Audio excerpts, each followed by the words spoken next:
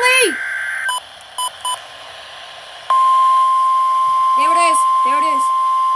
Finally. I'm waiting for this. This is the National Weather Service Office in Fort Worth.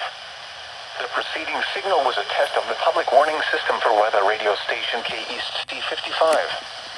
During potentially dangerous weather situations, specially built receivers can be automatically activated by the signal to warn of the impending hazard. Tests of the signal and receiver's performance are normally conducted by the National Weather Service each Wednesday between 10 a.m. and noon and between 6 and 8 p.m. If there is a threat of severe weather, the test will be postponed to the next available good weather day. Reception of this broadcast, and especially the warning alarm tone, will vary at any given location. This variation, normally more noticeable at greater distances from the transmitter, can occur even though you are using a good quality receiver in good working order.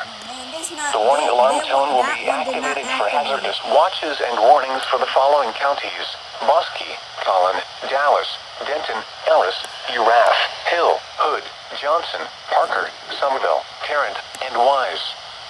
This concludes the test of weather radio station KEAS C55. Man, that one did not activate. Huh? What the? Alright, okay. Just gotta record weekly test. Finally!